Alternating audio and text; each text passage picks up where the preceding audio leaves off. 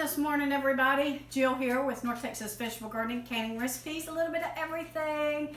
And because we got a little chill in the air outside, had a northern blow in last night, it dropped us down to the low 50s. I know that's not cold to you guys up north, but it is here.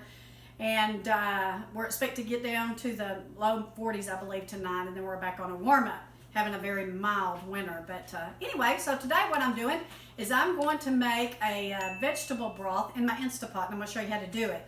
And one of the reasons why I'm doing it today is I'm going to pick some of my greens from my raised beds out there, and I'm going to use it tonight to saute some kale and some Swiss chard in, along with some garlic and a little bit of butter, for our dinner tonight that my husband's going to make us some Cornish hens. So I'm excited about that. But another reason why I'm going to go ahead and make it today is because Thanksgiving is about a week and a half away, and there's so many great things you can do with this vegetable broth for your Thanksgiving dinner. You can use it to braise your turkey, you can use it in your stuffing, you can use it to make some seasoned green beans or other veggies that you might want to use. And the way I'm going to make it today in the Instapot is I'll use it tonight, and then I will go ahead and put the remainder in some mason jars, and I will freeze them, and they'll stay about 4 to 6 months in my freezer. Stay tuned. The beauty about making vegetable broth or bone broth, whether it's beef or chicken, when you're using your veggies, is there's not a lot of preparation involved. I have 2 medium onions here cut in half. There's a little bit of skin on them, and then I have a full head of garlic. Yes, a full head of garlic. There's still some skin on it, and then I have 2 very well scrubbed carrots and celery stalks cut in half crosswise. This is what's going to be put into our veggie broth. And the reason why we're not really concerned about the skin on the garlic and the onions is because we will strain these vegetables out at the end of the cooking process. The seasonings that I'm going to be adding to my vegetable broth is 2 teaspoons of kosher salt, probably about a half a teaspoon of parsley. It calls for fresh parsley, but I don't have it, so I'm going to use about a half a teaspoon of dried parsley, 2 bay leaves, a tablespoon of vegetable oil, and a tablespoon of black peppercorn. That's it, guys. First thing we're going to do, and the great thing about Instapots, is you can saute your veggies or whatever else you want to saute before you start the cooking process right in the pot, so you're not having to change over. So we're going to saute here, and then we're going to add our vegetable oil. It's not a lot, guys, just enough to get on the bottom of the pan. We're going to let this heat up a little bit. Then we're going to place our onions in, cut side down. All right, we've got our onions in there, sliced or cut side down. And again, we're not worried about the skin or the ends on the onions. This will help keep them together while they're cooking, because we will strain all of these out at the end of the cooking process. So we're going to do this here for about 3 minutes. Okay, we've let these saute a little bit for about 3 minutes undisturbed. Now we're going to add our carrots, our celery, and our garlic. We're going to give these a little stir, so we want to get them coated with the oil.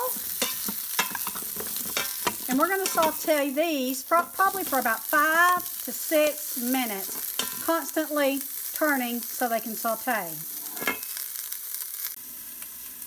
Woo! You can hear those sizzling in there, and I've put my lid just a little offset so that it can absorb a little bit of the steam that's coming off the veggies, and let them saute for about 5 to 6 minutes. We're continuing to saute. We want our vegetables to get a little brown, almost like you're searing them a little bit, like you do your meat. Ooh, it smells so good. Okay, it's been about 6 minutes. Now I'm going to add the rest of my ingredients. Here goes my parsley, my black peppercorn, my kosher salt, and my bay leaves. And then I have 3 quarts of filtered water. I've stirred everything up. Now I'm going to put the lid on, and we're going to set it for 40 minutes. Lid is on. Turn the vent off. We're going to take it off saute. We're going to go to soup and broth, and we're going to go down to 40 minutes. All set, guys. We'll check back with you when it's done. So while that's doing its thing, I want to tell you that I made a beef bone broth and I made a chicken bone broth. And the only difference is that I used my crock pot. And the Instapot will do it much more quicker than a crock pot. A crock pot, normally you have to let it go about 18 to 24 hours. So this is going to expedite it to about 40 minutes. And we're going to show you what the outcome is. All done, guys, and the great thing about the Instapot is it shuts itself down on low and it'll keep it warm until you're ready to eat. And this goes for roast or chicken or your bone broth. So now I'm going to turn the vent and I'm going to depressurize it. Ooh-wee. So we're going to let this finish. It's winding down, guys. It's very important. Do not open this lid until you are not getting any more pressure coming through the vent. Wow, guys, look at that. That is looking absolutely delicious. I'm going to stir it up a little bit and let it cool off, and then I'll strain it. I've got it straining, guys, and looky here.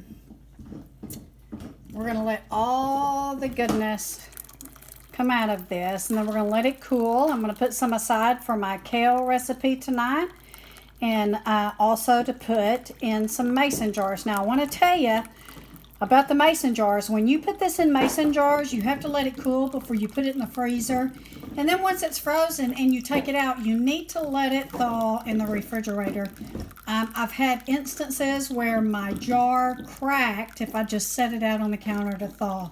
But look at how rich that vegetable broth is. I'm so excited to use this, and I'll do my kale recipe here in just a little bit.